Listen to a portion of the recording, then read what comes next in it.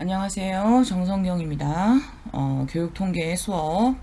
오늘은 카이스퀘어하고 상관관계 수업 시작하도록 하겠습니다. 자, 여러분들 오늘은 교재 166페이지 섹션 13번째에 있는 카이스퀘어. 우리가 지난 시간까지 T검증, F검증 모두 봤었고, F검증에서는 사후검증까지 모두 확인을 했어요. 이제 우리가 남아있는 차이 검증이 이제 카이스퀘어. 이 카이스퀘어는 우리가 교재로 보면 T나 F보다 더 먼저 나와 있지만, 판독하는 방법이 조금 차이가 있기 때문에 제가 이걸 나중에 지금 수업을 하고 있습니다. 그리고 이제 우리가 논문에서 가장 많이 사용하는 검증 방법 중에 상관관계가 있는데요. 이 두 가지를 모두 포함하는 예제 논문을 먼저 설명을 드리고 이것을 실제 통계에서 어떻게 구현하는지 살펴보도록 하겠습니다. 자, 여러분들 그 김주우 교수님과 이정익 교수님께서 쓰신 대학생의 핵심 역량과 학업 성취도 관계성에 대한 분석 연구. 자, 이 논문에 제공되는 여러 가지 통계 분석 방법 중에 오늘 공부하시는 카이스퀘어하고 상관관계 분석까지 학습을 하시게 되면 이러한 논문도 모두 여러분들이 작업이 가능합니다. 제가 늘 이렇게 예제 논문을 기본으로 가지고 설명드리는 이유가 여러분들이 학위 논문을 작성하시든 아니면 학술 논문을 작성하시든 항상 내가 분석해야 될 비슷한 논문이 어떤 분석 방법을 사용했는지를 먼저 확인하시는 것이 중요합니다. 자, 이 논문을 먼저 간단히 살펴보도록 하겠습니다. 우리가 실제 아주대학교 학생들의 정보를 확인을 하고 우리가 KSS라고 하는 대학생의 핵심 역량을 측정하는 연구들이 많아요. 그래서 실제 우리 학교 학생들의 KSS 핵심 역량을 측정을 하고 이거를 뭐 학년별로 비교한다거나 아니면 학과별로 비교를 한다거나 이런 연구들을 진행을 하게 되는데 여러분들이 이제 이 연구에서 통계적인 분석 방법보다는 기법 하나를 관심 있게 봐주셔야 됩니다. 자, 뒤로 이제 한번 진행을 해보면 연구에 실제 사용됐던 측정 도구는 여러분들이 한 번씩 읽어보시고 연구 방법론을 먼저 살펴보면 361명의 배경변이 자, 조사 참여자의 특성을 따지는 거. 자, 이거는 이제 우리가 뭘 가지고 분석하면 되죠? 그렇죠. 이제 이거는 빈도 분석을 하면 전체 361명의 학생 중에 성별, 남녀. 자, 그럼 만약에 우리가 대학생의 핵심 역량을 비교하려고 하면 성별을 가지고는 T검증을 할 수 있겠죠. 그렇죠. 여학생과 남학생이니까. 학년을 가지고는 4학년까지 있으니까 F검증을 하실 수 있겠죠.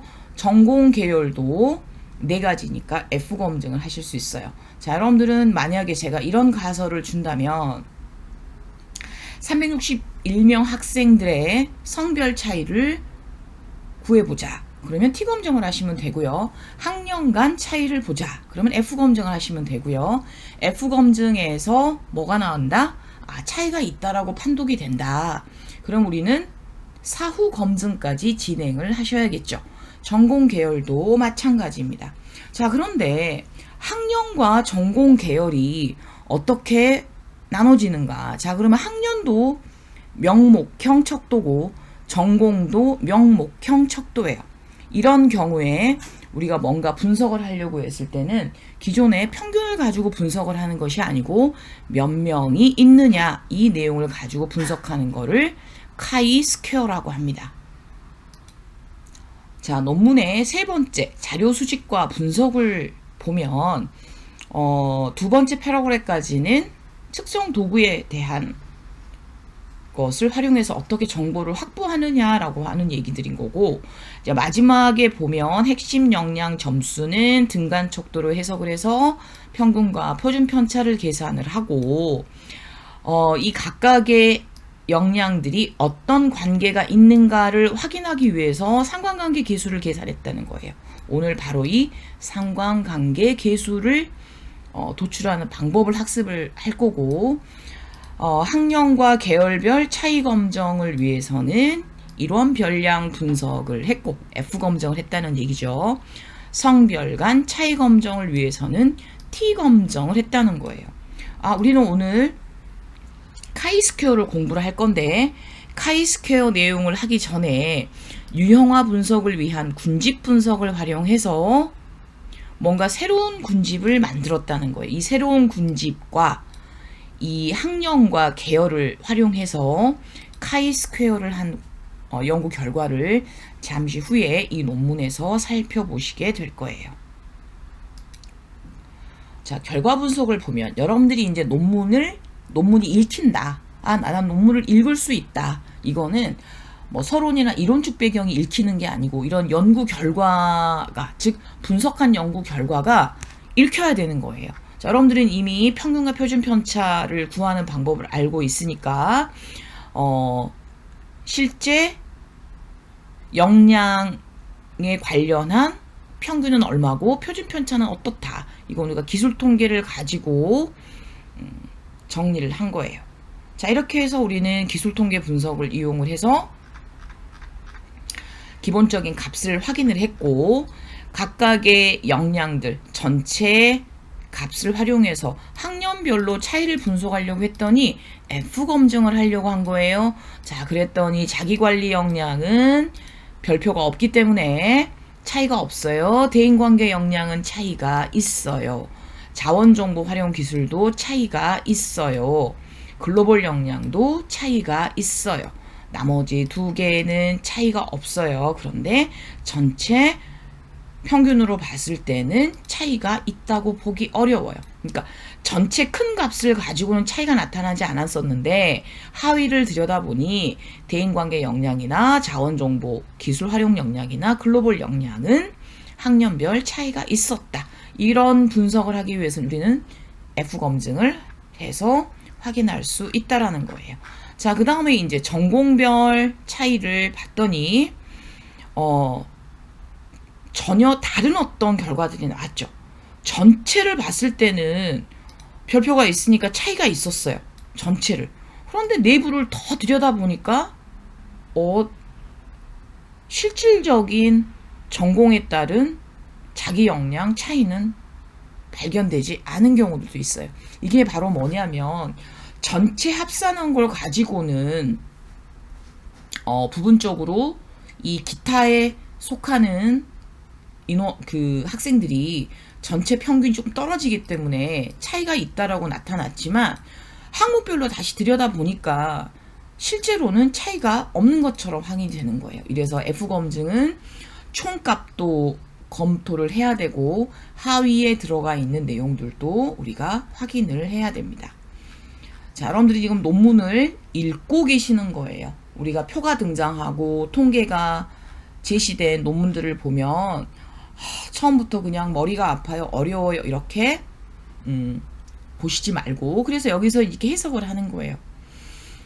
본 조사에 사용된 실질적인 부분에서 이 남학생이 높고 여학생이 낮게 오는 그런 어떤 결과들도 보였다라고 보면 지금 남녀의 차이를 보지만 전체 값으로는 또 차이가 안 나는 거예요.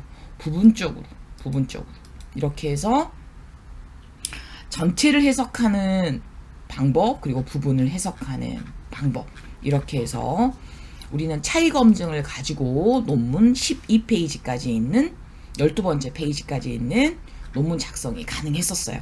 자, 그런데 이제 핵심 역량 요인별 평균들이 어떠한 관계를 갖고 있느냐, 그래서 상관관계 분석을 했다는 거예요. 자, 그럼 우리는 상관관계를 안 배웠잖아요. 자, 이 상관관계라고 하는 것이 어떤 개념으로 표현이 되는 것인가. 자, 상상을 해보세요. 자, 먼저 표를 먼저 보면서 1, 2, 3, 4, 5, 6으로 넘버링이 되어 있고 이 1은 자기관리 역량하고 똑같은 거예요. 자, 그래서 이 지금 샌드위치 반쪽처럼 생겨있는 모양을 보면 이 대각선을 통해서 1, 1, 1, 1, 1, 1, 1 이렇게 되어 있는 거는 1과 1은 자기 상관이니까 상관관계가 100% 있다는 얘기고 2와 2도 100%. 그래서 상관관계 계수는 최대값이 1이에요. 자기 상관이라는 거죠. 그러면 왜 이 반쪽만 하느냐? 1과 2의 상관관계나 1과 2의 상관관계나 여기에 포함되어 있는 값이나 여기에 포함되는 값이나 똑같겠죠. 1과 1을 보나 2와 1을 보나 똑같잖아요. 그래서 이렇게 반쪽만 제시를 하고 이 대각선에 1이라고 하는 숫자가 있습니다. 그럼 먼저 자기관리 역량은 2번과는 상관관계가 있어요. 3번과는 상관관계가 없어요. 우리는 이제 별표를 보고 4번과는 상관관계가 있어요. 5번과는 상관관계가 있어요. 별표의 유무에 따라서 상관관계가 있다 없다를 판단하는 거고 요 상관관계 지수 있죠. 이 상관관계 지수는 상관관계의 크기를 나타내는 거예요. 그러니까 1번은 2번과는 57.8% 상당히 많은 상관관계를 나타내는 거고 3번과는 상관관계가 없어요. 4번과는 31.9%의 상관관계가 있어요. 5번하고는 상관관계가 있지만 16.4%예요. 사이즈가 적죠. 크기가 적다는 거예요. 그만큼 힘이 약하게 상관관계가 있다는 거. 6번과도 13.7. 즉 5번과 6번하고는 자기관리 역량이 글로벌 역량과 의사소통 역량 의사소통 역량과 6번이니까 종합사고 역량. 자, 5번과 6번이니까 자기관리 역량은 의사소통 역량과 종합사고 역량하고는 관계는 있어요. 상관관계는 있는데 힘이 아주 작은 거예요. 그런데 자기관리 역량은 대인관계 역량하고 상관관계도 높고 57.8이니까 상관관계 힘이 센 거예요. 당연히 별표가 있으니까 상관관계가 있겠죠. 3번과는 상관관계가 없는 거예요. 자, 이렇게 해서 상관관계라고 하는 거는 각각의 변인들끼리 관계가 얼마나 있느냐라고 하는 거예요. 자, 잠시 후에 상관관계를 보는 방법은 다시 설명을 드릴 거예요. 자, 이제 이 대학생의 핵심 역량을 가지고 쓴 논문은 오늘 하는 수업 내용을 모두 학습을 하시면 자, 이제 이런 논문은 여러분들이 설계도 하실 수 있고 논문도 집필이 가능한 거예요. 자, 우리가 이제 군집이라고 하는 얘기는 우리 진도에는 없지만 자, 아까 봤을 때 우리가 어떤 거였냐? 학년을 가지고 비교를 했는데 또 하나는 전공을 가지고 비교를 했는데 썩 그렇게 유의미한 분석이 어려웠었어요. 이럴 때 우리가 주로 사용하는 것이 뭐냐면 새로운 유형을 파악하기 위해서 군집 분석이라고 하는 걸 해요. 여러분들한테 군집 분석을 하는 방법은 나중에 우리 진도가 모두 끝난 다음에 추가적으로 제가 할 수도 있고 하지 않을 수도 있는데 이 군집 분석은 통계적인 어떤 테크닉이라기보다는 이 데이터가 가지고 있는 새로운 특성들을 뽑아내는 영어로는 클러스터링이라고 그래요. 그래서 아주 유용하게 사용되는 그런 분석, 그러니까 분석이라고 하기보다는 이렇게 4개의 클러스터로 데이터를 나누는 거예요. 우리가 보통 K-민즈 클러스터링을 많이 사용하는데 여기에 보면 전체 평균을 기준으로 해서 비슷한 값들끼리를 묶어주는 거예요. 그래서 1군집을 보면 자원정보 기술이 높고 2군집을 보면 전체적으로 높고 4군집은 전체적으로 다 수치가 떨어지는 이 4가지 특성을 가진 새로운 군집으로 구성을 한 거예요. 자, 그러면 1, 2, 3, 4 군집에 1학년, 2학년, 3학년, 4학년이 얼마나 있는지 그리고 전공학과 애들이 얼마나 있는지라고 하면 자, 1, 2, 3, 4 군집도 명목형이에요. 명목형. 그리고 1학년, 2학년, 3학년, 4학년도 명목형이고 전공도 명목형이었어요. 이런 경우에 우리가 사용하는 방법이 표를 한번 볼까요? 여기에 뭐 x제곱이라고 읽으시면 안 돼요. 카이 스퀘어라고 읽어주셔야 돼요. 자, 여기 평균을 제시한 건 신경 쓰지 마시고요. 여기 지금 카이 스퀘어는 10.94로 별표가 표현되지 않았죠. 그래서 학년을 가지고 비교를 해봤더니 1, 2, 3, 4 군집 간 차이는 나타나지 않았어요. 이게 도대체 무슨 얘기고 뭘 의미하는 거야 라고 궁금해 하실 텐데 잠시 후에 통계를 우리가 직접 돌려보면 아 저게 이런 얘기구나 라고 이해를 하실 수 있어요. 자, 카이스퀘어라고 하는 분석 방법은 1군집에도 몇 명이 있고 2군집에도 몇 명이 있고 3군집도 몇 명, 4군집도 몇 명이라고 하는 빈도 분석을 할 수 있는 요소들인데 1군집에 속해 있는 1학년은 12명, 2군집에 속한 1학년은 4명 이런 식으로 해서 X축도 명명촉도고 Y축도 명명촉도일 때 분석하는 방법이에요. 그래서 1과 1에 소속하는 사람이 몇 명이고 몇 퍼센트냐, 즉 빈도와 빈도를 다시 크로스해서 그리드 형태로 짝해서 이 하위 내용에 얼마나 배치가 되는지를 보는 건데 이럴 때 바로 카이 스퀘어라고 하는 분석 방법을 사용하는 거예요. 자, 그러면 1, 2, 3, 4 군집의 학년 간 차이는 나타나지 않았다. 그 다음에 전공별로 이렇게 다시 1, 2, 3, 4 군집을 나눴더니 여기도 마찬가지로 차이는 보이지 않았어요. 이 안에 몇 명이 포함되어 있는지를 그리드 형태로 보는 것이 중요한데 해석을 좀 해보자면 이 지금 경우에 보면 전체적으로 지금 공학이나 인문계 학생들이 많이 이 실험에 참여를 했기 때문에 우리가 비율을 좀 볼까요? 1군집은 공학과 인문이 비슷비슷하고 2군집은 공학이 좀 더 많고 3군집은 인문이 많고 4군집도 인문이 많다. 이 정도 해석할 수 있을 거예요. 자, 이렇게 해서 카이 스퀘어는 X축과 Y축으로 여기 지금 성별은 빼고 보셔야 돼요. 1군집과 그러니까 군집과 전공이 얼마만큼 그리드로 배열이 되는가를 확인을 하는 방법입니다. 자, 그럼 여러분들이 이제 데이터를 가지고 한번 공부를 해 보실 거예요. 제가 드린 데이터 중에 7번 카이 스퀘어 분석 예제를 클릭을 해 봅니다. 자, 제가 잠시 기다려 드릴 테니까 데이터를 오픈을 하시게 되면 자, 이런 데이터가 열릴 겁니다. 자, 이거는 제가 그 경기도 진로진학 상담 교사들의 성과 배치 분석 데이터 중에 아주 부분적으로 차용을 했어요. 자, 일단 카이스퀘어를 하시기 전에 분석에서 빈도 분석을 가지고 이 두 개를 빈도 분석을 해 보도록 하겠습니다. 빈도 분석이 가능한 이유는 이 두 가지 모두 값을 가지고 있기 때문에 그래요. 자, 당신은 진로 진학에 고민이 있을 때 누구랑 상호작용을 합니까? 6개 중에 하나 고르세요.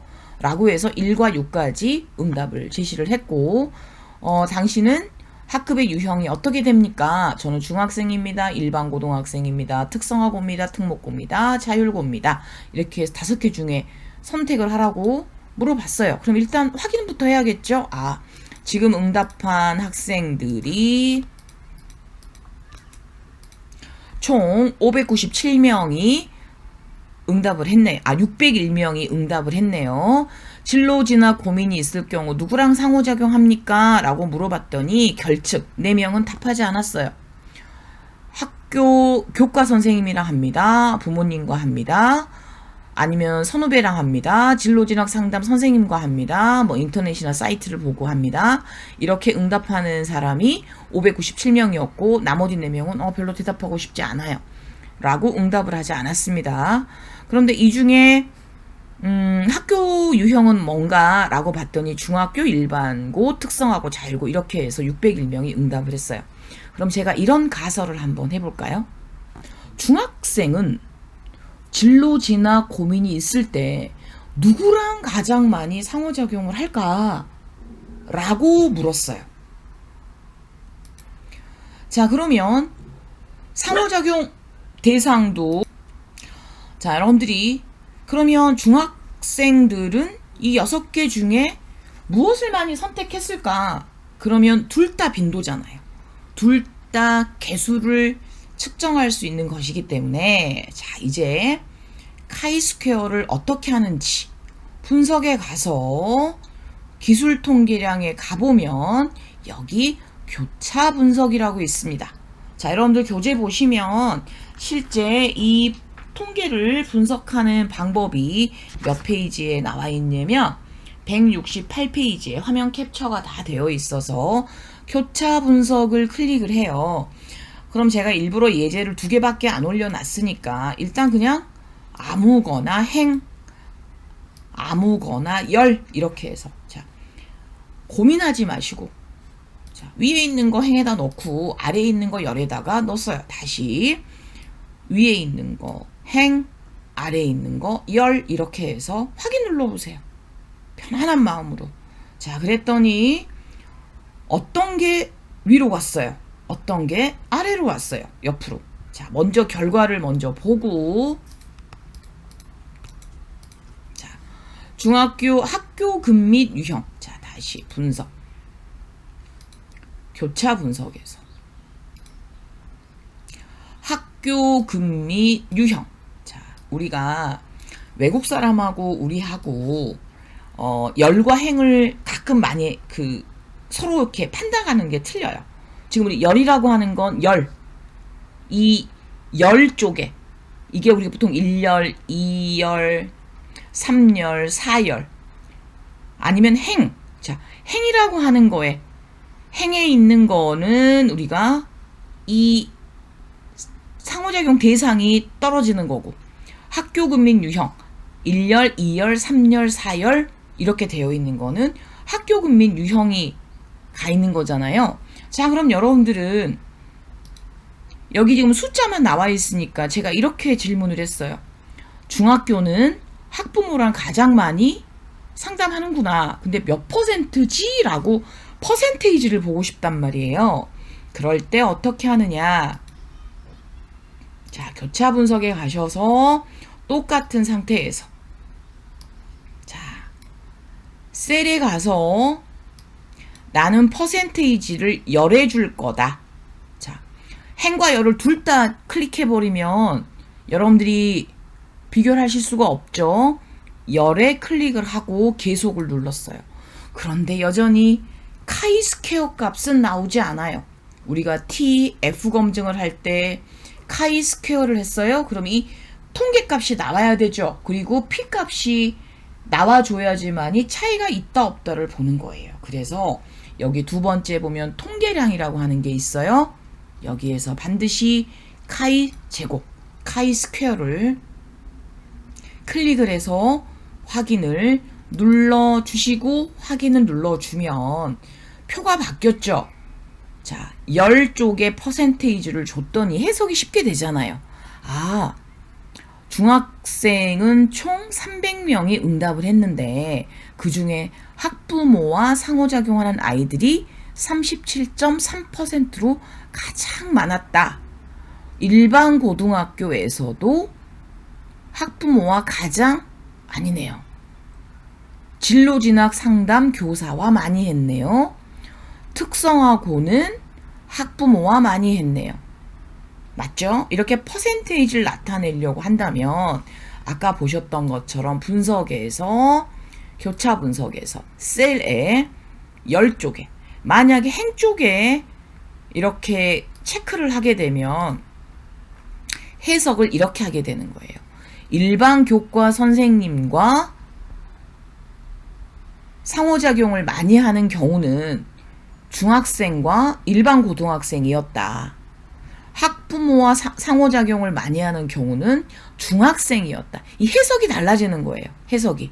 그래서 여러분들이 분석에서 카이스퀘어를 할 때는 이 셀의 퍼센테이지를 어디에 클릭할 거냐고 하는 거는 내가 해석의 주체가 누가 될 것이냐. 자, 이제 보통 이런 경우를 독립변인, 종속변인 뭐 이렇게 설명을 복잡하게 하면 어렵게 받아들여지시니까 내가 해석을 어떻게 할 거냐. 자, 다시 정리를 해드리면 중학생들은 누구와 상호작용을 하느냐라고 볼 것인가. 자, 그럼 표가 이제 위쪽에 있죠. 중학생들은 누구와 상호작용을 할 것인가.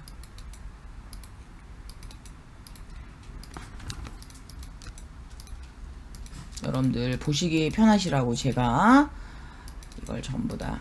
자, 중학생들은 누구랑 상호작용하는지, 이 지금 중학생을 주어로 봤을 때는 이쪽에 100%가 나와야 되는 거고, 아니야. 나는 일반 교과 선생님들과 상호작용을 누가 많이 하는지를 보고 싶어 했을 때는 이 X축으로 100%가 가는, 해석이 서로 달라지는 거예요. 그럼에도 불구하고 여기 카이스퀘어 값, 피어슨의 카이스퀘어 값은 두 개가 모두 통일해요.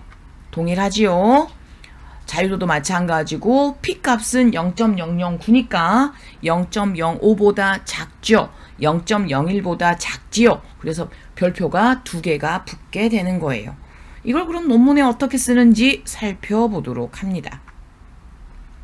자, 여러분들은 점점 특정 논문을 선정을 해서 내가 이런 논문을 쓰기 위해서는 어떤 분석 방법을 알아야 되는가 라고 하는 건데, 먼저 우리는 카이스퀘어를 분석하는 방법을 먼저 하고 있어요.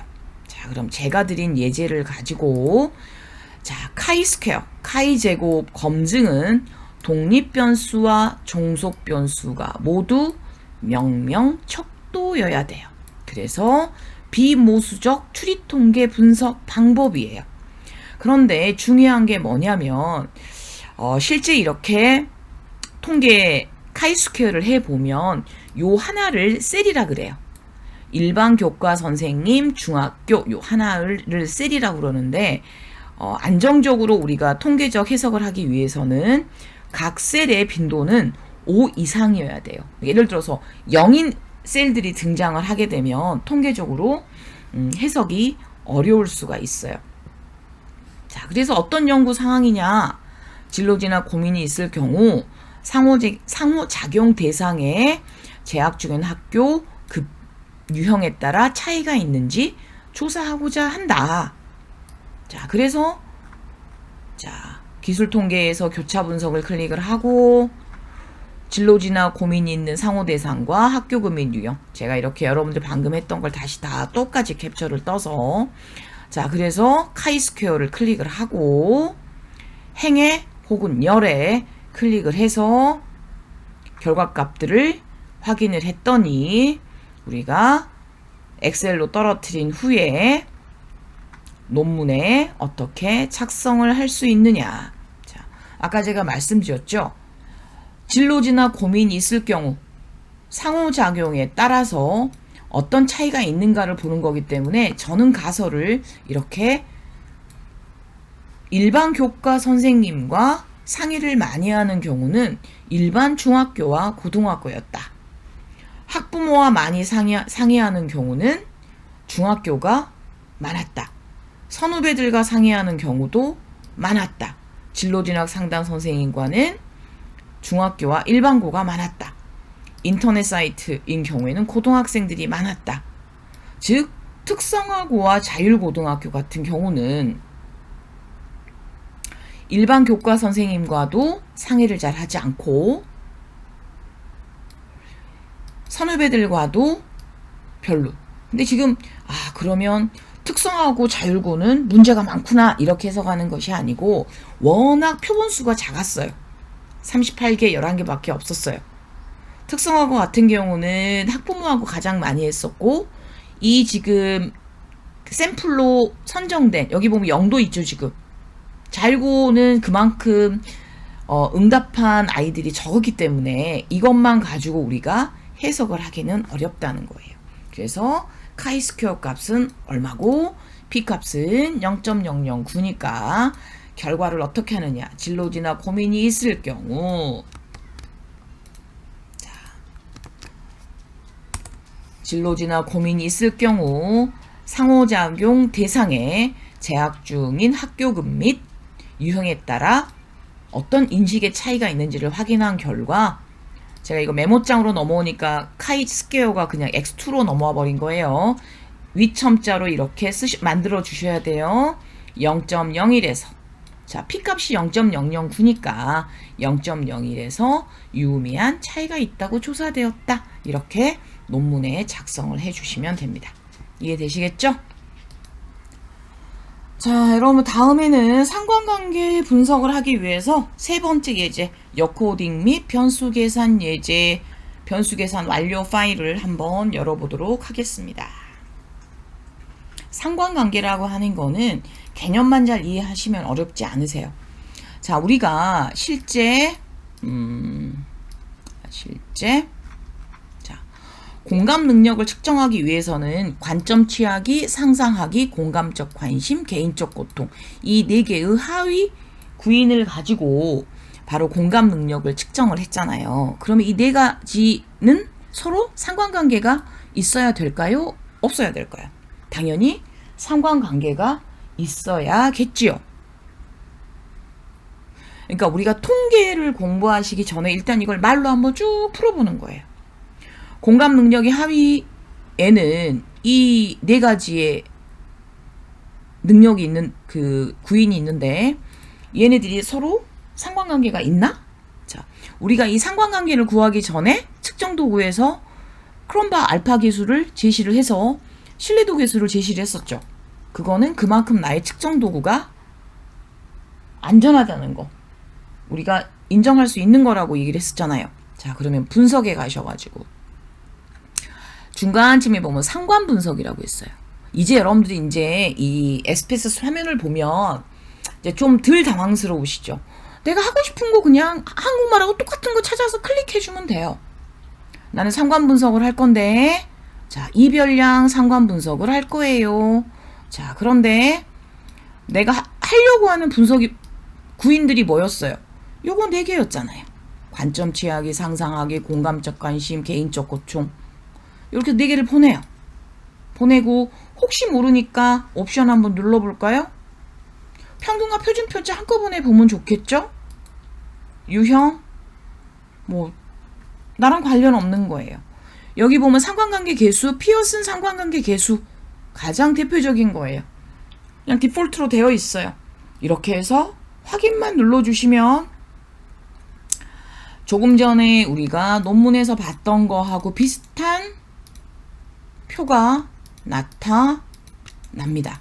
자, 여기 보시게 되면 대각선으로 1111 보이세요? 자, 여러분들 화면을 좀 더 키워가지고 설명을 해야 되니까 제가 상관관계 값을 내보내기.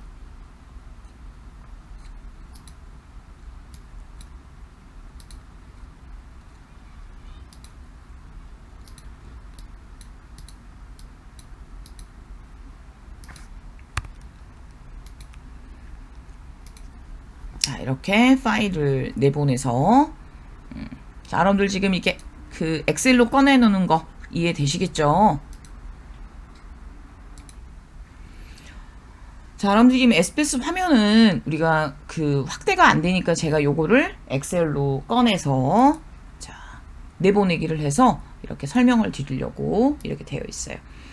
SPS 결과랑 지금 제가 엑셀로 내보내기 한 결과는 똑같아요. 여기 보시면 여기 1111이라고 보이시죠? 얘가 이렇게 대각선이라고 보시면 돼요. 이 대각선을 기준으로 해서 0.258, 0.25 똑같잖아요. 그래서 실제로 우리는 어떻게 활용하느냐? 요렇게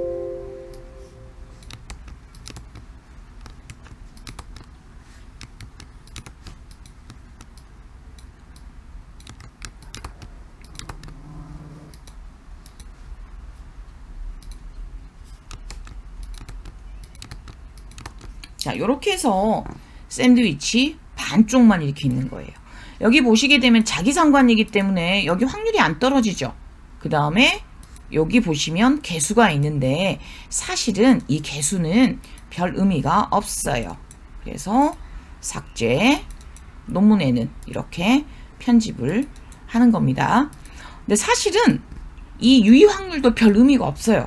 왜냐, 이 위에 보면 지금 이 별표 표시가 다 해주잖아요. 그래서 실제로는 이 유의 확률이 논문에 제시가 안 되는 거예요. 여기 잠깐 여기 보시게 되면 가로 열고 0.000 이렇게 확률을 다 써주지만 이 확률을 쓰지 않고 그냥 이렇게 별표 표시만 해갖고도 논문에 제시할 수가 있는 거예요.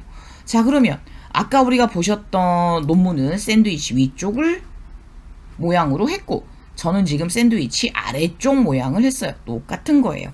자, 그랬더니 관점 취하기와 상상하기는 어때요? 별표가 2개 있으니까 그쵸? 상관관계가 있는데 개인적 고통이 상관관계가 없네요.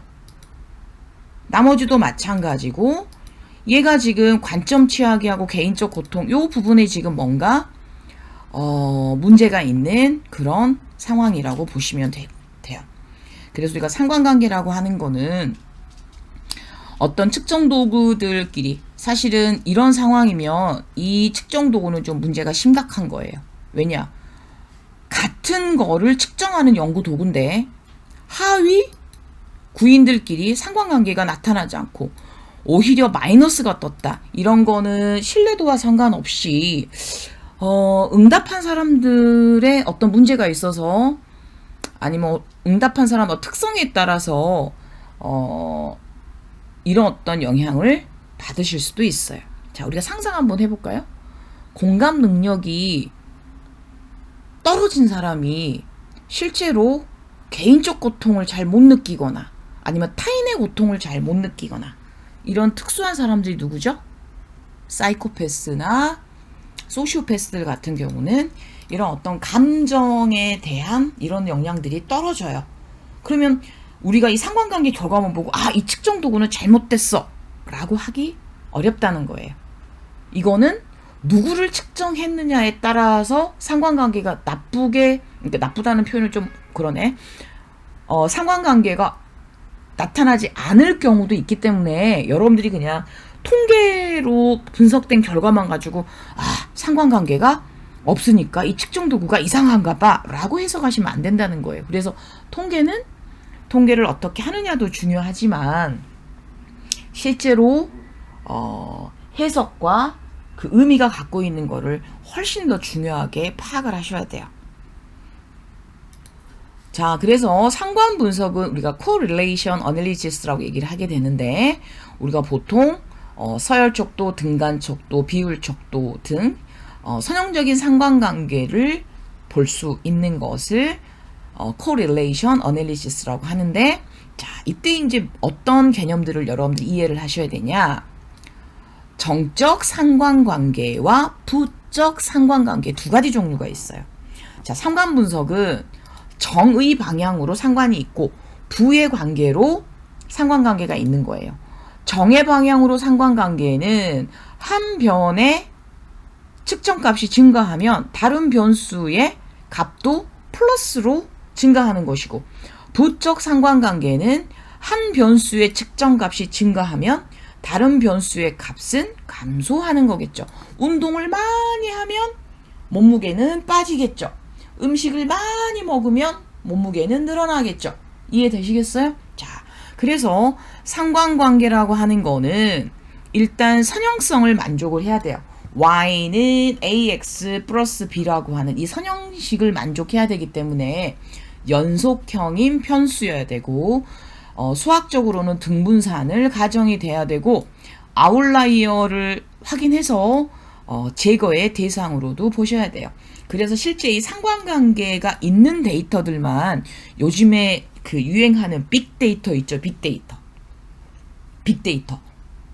머신러닝 이런 걸 많이 공부를 하시는 분들은 바로 이 선형회귀 공식이 성립하는 상관관계가 좋은 데이터를 가지고 머신러닝을 만드셔야 돼요. 그래서 여러분들께 잠시 이거 기본적인 내용 다 설명을 드리고 상관관계가 높거나 상관관계가 없는 그래프가 어떻게 표현되는지 설명을 드리도록 할게요. 방금 말씀드렸듯이 상관 분석을 하려고 싶으면 분석에서 상관 분석을 클릭을 하고 이별량 상관 분석을 해서 내가 입력하고 싶은 변수들을 모두 이렇게 입력을 하시면 돼요. 제가 이거는 여러분들 그 문항간 상관관계를 보실 수 있도록 설명을 드리려고 제가 만들어 놓은 거기 때문에 여러분들 제가 드렸던 데이터들 중에서 이 각각의 구인들에 해당하는 문항들 있죠? 7개씩 하나씩 다 따로따로 동일한 구인들끼리의 문항들을 집어 넣으셔가지고 문항끼리도 상관관계를 하실 수 있고 조금 전에 제가 직접 실습을 해드린 거는 구인 간 상관관계예요. 자, 문항끼리도 상관관계를 낼 수가 있고 구인끼리도 상관관계를 낼 수가 있어요. 방법은 똑같아요. 그러나 내가 문항을 넣으면 문항 간 상관관계고 구인을 넣으면 구인 간 상관관계겠죠. 그래서 공감적 관심에 Q2, 4, 9, 14, 18, 20, 22번 여러분들이 지금 공감적 관심의 문항 간 상관관계를 분석한 표는 다음과 같다라고 해서 이렇게 해석을 쭉 해준 거고, 자, 하위 구인 간 상관관계 제가 조금 전에 여러분들 통계 프로그램 돌려서 예를 드렸죠. 자, 여기서 좀 중요한 게 두 가지예요. 상관관계는 문항 간 상관관계도 할 수 있고 구인 간 상관관계도 가능해요. 자, 우리 여러분들 교재에는 어떻게 설명되어 있는지 잠깐 볼까요? 자, 여러분들 교재에 310페이지를 보면 하단에 있는 그림이 있죠.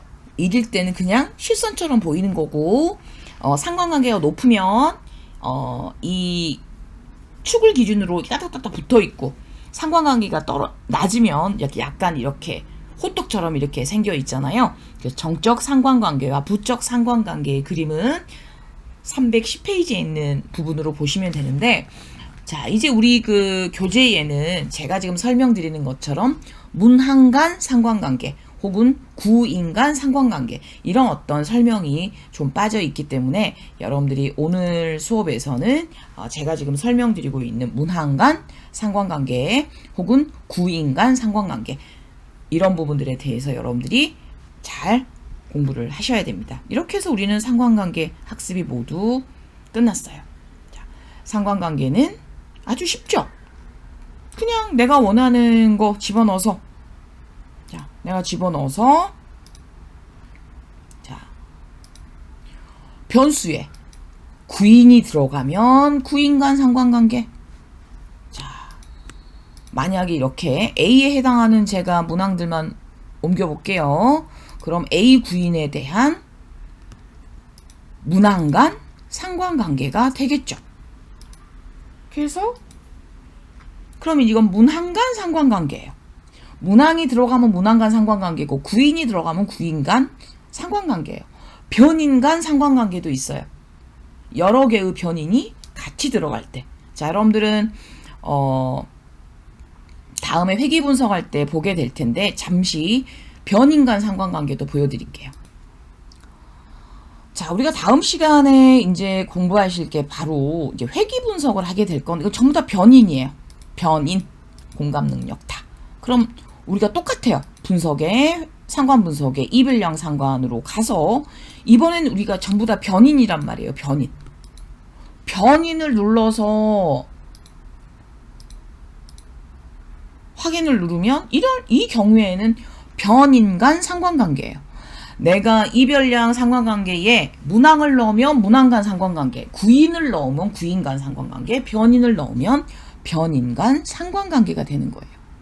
개념 이해되시겠어요? 아, 나는 상관관계를 나는 이게 뭔지 잘 모르겠어. 그게 아니에요. 상관관계는 그냥 여기서 상관 분석에서 변수만 집어넣어주면 되는데 여기에 자, 조금 전에 보셨던 문항을 넣어주면 문항 간 상관관계가 되는 것이고 여기는 문항이 들어갔죠? 그럼 문항간 상관관계가 되는 거예요. 내가 구인을 넣어주면 구인간 상관관계가 되는 거예요. 여기처럼 다음 시간에 할 회귀분석처럼 변인이 들어가면 변인간 상관관계가 되는 거예요. 우리는 동일한 기능을 사용해서 변인간 상관관계인지 구인간 상관관계인지 문항간 상관관계인지 우리가 개념을 정리하는 거지 분석하는 방법은 똑같아요. 문항이 들어갔는지 구인이 들어갔는지 변인이 들어갔는지 이해되시겠어요? 자, 다시 말씀드리지만 여전히 통계가 어려우시죠? 근데 아마도 이 부분에 대해서는 공감하실 거예요. 아, 사실은 SPSS는 어렵지 않구나. 내가 논문을 어떻게 구조화를 설계를 하고 적용하는가를 잘 이해를 하면 나는 통계에서 필요한 기능들만 가지고 얼마든지 논문을 쓸 수 있구나. 자, 여러분들은 지난 시간에 TF 검정까지를 해서 아주대학교에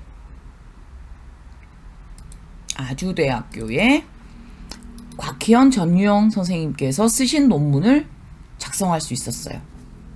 그런데 오늘 수업해드린 아주대학교 학생들의 핵심 역량과 성취도 관계성을 위한 분석은 할 수가 없었어요. 왜? 상관관계하고 카이스퀘어라는 기능을 모르니까. 그럼 어떻게 했어요? 여러분들은 바로 오늘 상관관계와 카이스퀘어를 배우셨으니까 이제 이 논문도 쓸 수 있다는 거예요. 공감하시겠어요? 여러분들이 항상 논문을 선정을 했을 때는 내가 쓰고 싶은 스타일의 논문을 먼저 선정을 하고 그 논문에서 어떤 통계적 분석 방법을 쓰고 있는지를 충분히 학습하신 다음에 그 다음에 내가 필요한 통계적 내용들을 하나씩 공부하시면 돼요. 자, 오늘 학습했던 내용 다시 한번 정리를 할게요. 우리는 차이 검증 중에 마지막 카이스퀘어, 카이 제곱이라고 해도 되면 x제곱은 아닙니다. 카이라고 하는 카이스퀘어 검증을 공부를 했는데 우리 카이스퀘어는 어떤 연구였어요? 두 가지가 모두 어떨 때? 명목형일 때 그리드 형태로 두 개에 소속하는 실제 셀의 개수가 몇 %나 되는지 빈도가 얼마나 되는지를 보고자 했을 때 카이스퀘어를 하게 되는 거예요. 그래서 이 가설을 만들게 되면 상호작용 대상도 명명척도여야 되고 학교 근민 유형도 명명척도여야 된다는 거 잊지 마셔야 됩니다. 다음은 상관관계 검증은 연속적인 값들을 활용해서 두 개의 XY축을 가지고 센터 중심으로 자, 가운데는 자기 상관이니까 1111로 되어 있는 부분에서 반쪽만 가지고 해석을 하시면 돼요. 이 XY축에 같은 값이 들어가죠. 이때는 상관관계는 X하고 Y에 같은 값이 들어가는 거예요. 자, 그러니까 결론은 뭐냐? 이 내가 입력해 준 것이 문항이면 문항간 상관관계, 구인이면 구인간 상관관계, 변수면 변인간 상관관계. 통계를 하는 방법은 똑같은데 들어가 있는 내용이 어떻게 다르냐에 따라서 우리가 작성이 달라지는 거예요.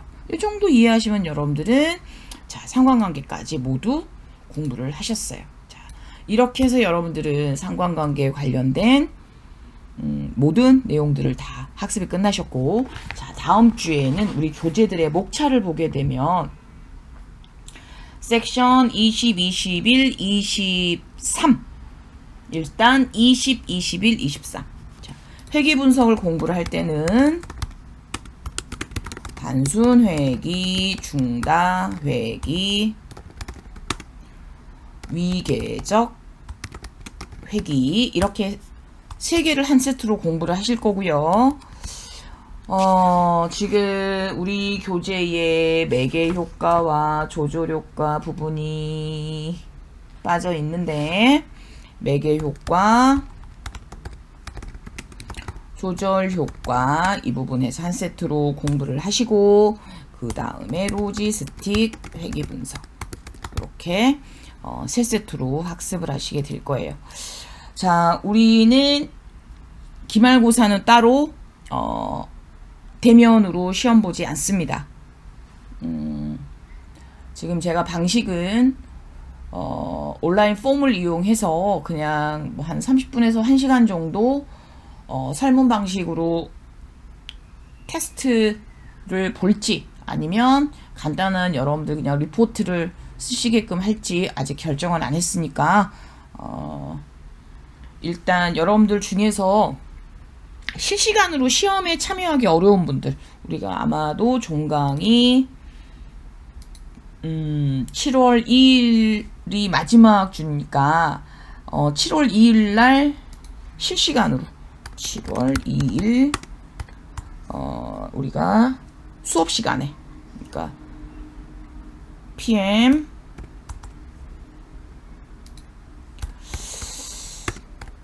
8시부터 9시까지 실시간 시험 참여가 실시간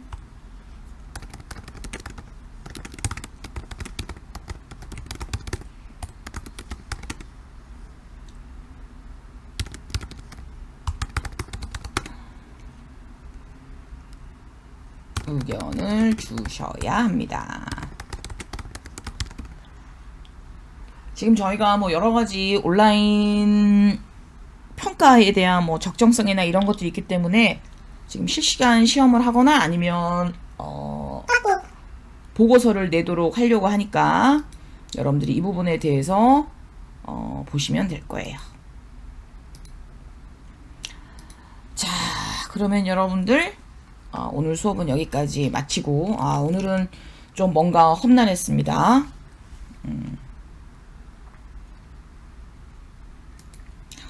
오늘따라 여기저기 소음들도 조금 있고 하여튼 좀 정신이 없었네요. 자, 여러분들 다음 시간에 이제 회귀 분석 집중적으로 들어가도록 하겠습니다. 수고하셨습니다. 감사합니다.